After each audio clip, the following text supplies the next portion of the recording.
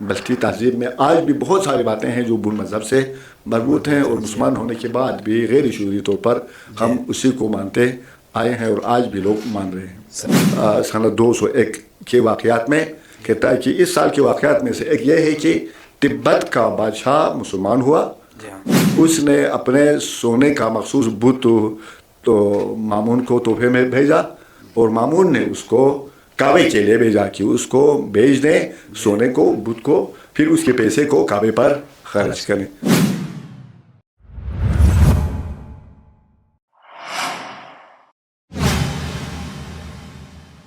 السلام علیکم ورحمۃ اللہ وبرکاتہ۔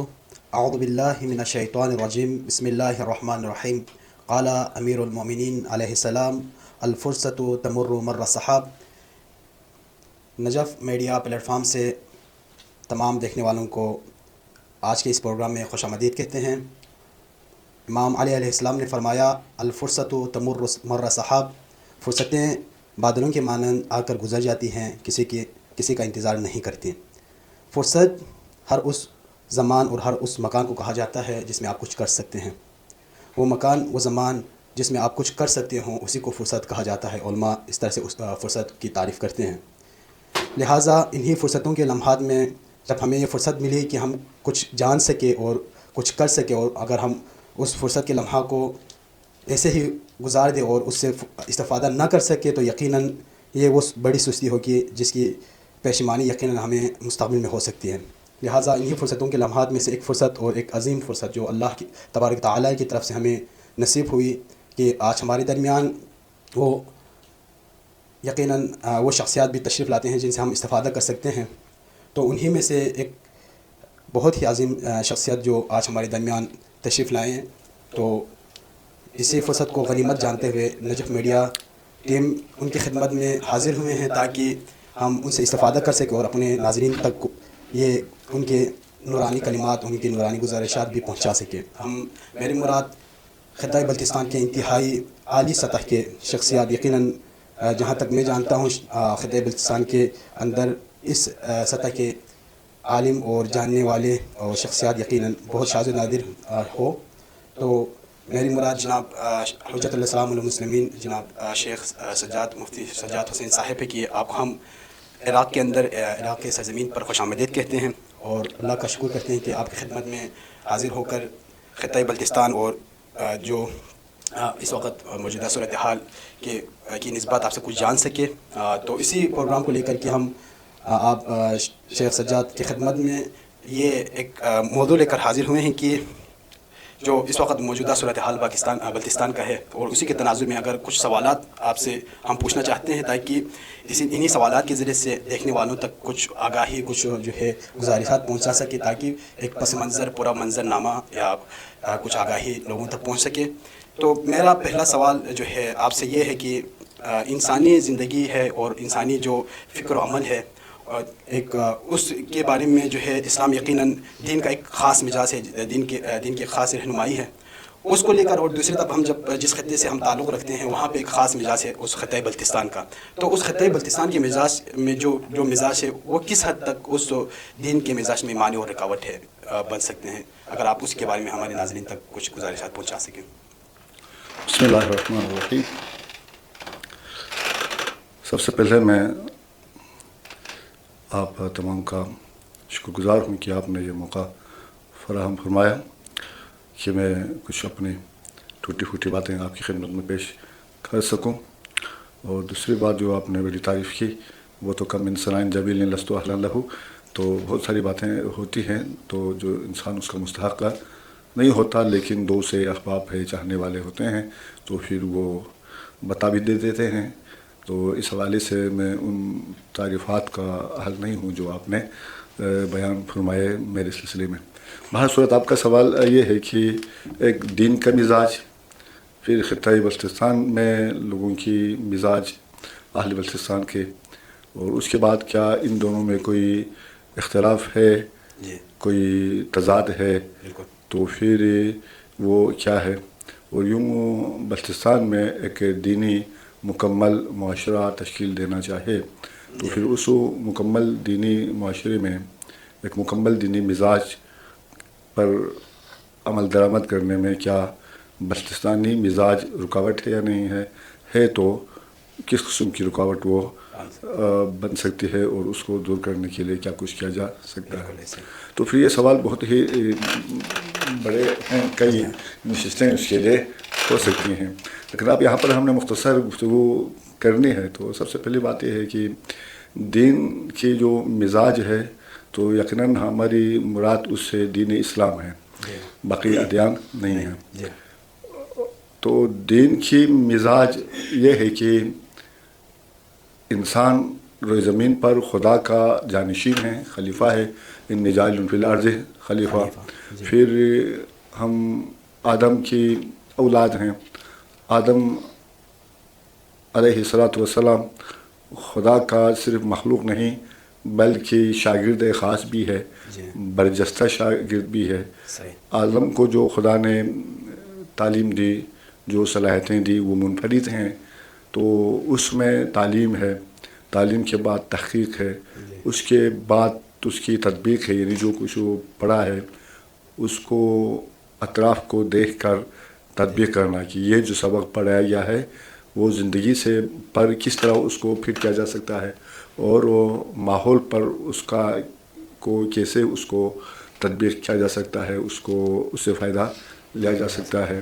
اور اس تطبیق کے بعد تسخیر ہے. جب وہ تطبیق کریں گے تو اسرار و رموز سامنے آئے گا. تو اسرار و رموز کو صرف ہی ماننے کی حد تک, جاننے کی حد تک نہیں رکھنا ہے, ان کو بروکار لا کر اس کائنات کو, زمین و آسمان کو, یہاں پر موجود جو وسائل ہیں ان کو تسخیر کرنا ہے, اپنے قبضے میں لانا ہے. قبضے میں لانے کے بعد اس کو رب ذوالجلال کی عبادت, بندگی, قدردانی اور اس کی اطاعت میں اور پورے انسانیت کی نجات کے راستے میں, ان کی خیرخواہی کے سلسلے میں, ان کے لیے امن, آزادی, عزت, راحت, ترقی, تکامل اور خدا نے جس مقصد کے لیے اس کو پیدا کیا ہے اس مقصد تک جانے میں مفید بننے کے لیے اس کو استعمال کرنا ہے. تو یہ ہو گیا تسخیر. تسخیر کرنے کے بعد اسی پر رکا نہیں رہنا ہے, اس نے آگے تخلیق بھی کرنا ہے. کچھ علم سیکھنے کے بعد اس نے مزید علوم اپنی طرف سے بنانا ہے. جس طرح حضرت علی کا فرمان ہے, پیغمبر اکرم نے مجھے علم کے 1000 دروازے سکھائے اور پھر بعد میں ہر دروازے سے مزید 1000 دروازہ میرے لیے کھل گیا. تو یہ وہی تخلیق کا مرحلہ ہے. کچھ علم سیکھنے کے بعد ہم نے اس علم کی تطبیق اور تفسیر کرنے کے بعد تخلیق کرنی ہے. فرشتہ اور انسان میں جو فرق ہے وہ یہی ہے, فرشتہ علم کی تخلیق نہیں کر سکتا, اس کی تفسیر کر نہیں سکتا, بیچارہ بس اوقات تطبیق بھی کر نہیں سکتا. آدم اور فرشتوں کا جو واقعہ ہے اس میں یہی ہے. فرشتوں کو بھی اللہ نے سکھایا, آدم کو بھی سکھایا. جب مقابلے پہ آیا تو پھر فرشتوں نے کہا لا علم لنا الا ما علمتنا, فرشتوں ان کے نام بتاؤ. تو انہوں نے کہا خدا بندہ آپ نے ہمیں سبق پڑھایا ہے, ہم نے پڑھا یاد کیا ہے, ہم پڑھا تو ہم آپ کو سنا سکتے ہیں, لیکن جو کچھ پڑھایا ہے اس کو ہم تطبیق کر کے آپ کو بتا نہیں سکتے ہیں. لا علم لنا الا ما علمتنا. جب آدم سے کہا ہے آدم انبئہم باسمائہم, تو پھر آدم نے فٹافٹ تطبیق کر کے بتا بھی دی, یہ ہے, یہ ہے, یہ ہوگا, اس طرح ہوگا, اس طرح ہوگا, اس طرح ہوگا. پورا منظرنامہ الف سے یہ تک آدم نے فرشتوں کو سمجھا دیا. تو پھر وہاں پر رب نے فرشتوں سے کہا کیا میں نے تم سے نہیں کہا تھا انی اعلم ما لا تعلمون. تو پھر وہاں سے آتا ہے. تو یہ انسان, یہ ہے اسلام کا, دین کا مزاج ایک خدا محور ہے. وہ خدا کے شاگرد خاص ہے, اس کے پاس علم ہے, تحقیق ہے, تطبیق ہے, تسخیر ہے, تخلیق ہے. کائنات کو اس نے لے کے چلنا ہے, انسانیت کے فائدے میں لے کے چلنا ہے. ہر وقت بارگاہ الہی میں وہ سر تسلیم خم کرنا ہے. زندگی کا اصول اس نے اللہ سے لینا ہے. اللہ نے جو کہا کرو کرنا ہے, اللہ نے کہا نہ کرو تو نہیں کرنا ہے. اللہ نے جب جہاں کہا ہو بڑھو, آگے بڑھنا ہے. جہاں اللہ نے کہا ہے کہ رک جاؤ تو پھر وہاں پہ اس نے رکنا ہے. تو یعنی اپنی زندگی کو تعلیمات خداوندی کے تحت اس نے آگے بڑھانا ہے, اور اپنے ترقی کے لیے اور خود کو مقصد تخلیق تک پہنچانے کے لیے نہ صرف خود کو بلکہ دوسروں کو بھی لے کے آگے بڑھنے کے لیے ہے. تو یہ کہ مثبت خدا پرستی پر مبنی پوری کائنات کے لیے باعث رحمت بننے والی, باعث ترقی و کمال بننے والی جو سوچ ہے, جو رویے ہیں, جو مزاج ہے, یہ ہے دینی مزاج. یہاں پر رہبانیت نہیں ہے, انفرادیت نہیں ہے, ذاتی مفاد پرستی نہیں ہے, ہر چیز حق پر ہے, حقیقت پر ہے.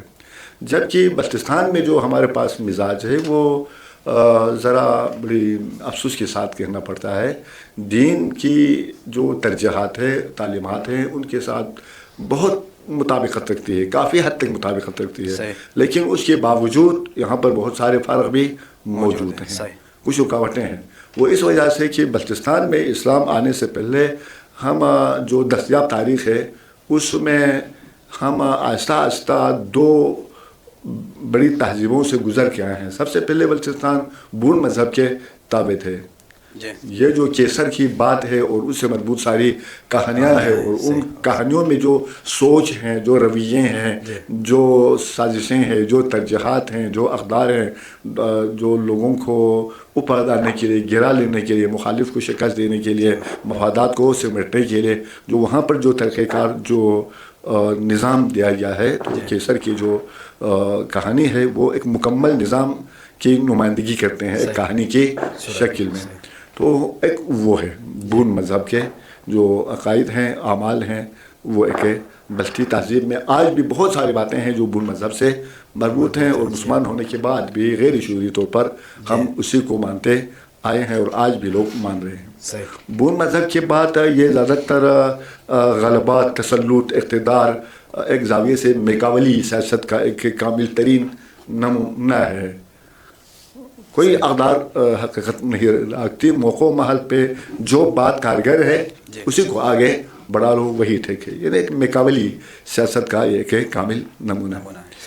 بون مذہب کی بات آئے ہیں ہمارے پاس بدھسٹ ہے۔ بدھسٹ میں خدا کا تصور نہیں ہے، نجات کا تصور ہے، اور نجات کا تصور بھی نفس کی مخالفت پر ہے۔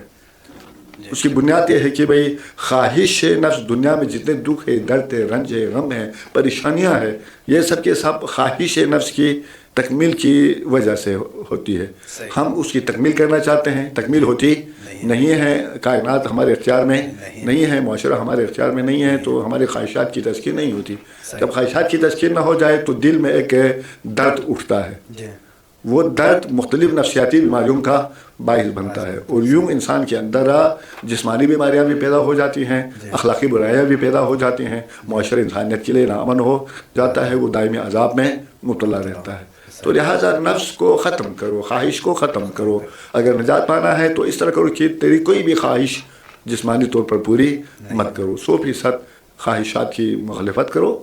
تو اس صورت میں جب تم نفس پر غالب آ جاؤ گے تو پھر تم نجات پا جاؤ گے، سکون مطلق حاصل کرو گے، ایک ابدی مراقبے میں چلے جاؤ گے، کسی چیز کا کوئی احساس تجھے نہیں ہوگا۔ ان کے نزدیک یہی انسان کی آخری منزل اور نجات ہے۔ پھر یہ جنت جہنم وغیرہ کا تصور بھی بدھزم میں نہیں ہے۔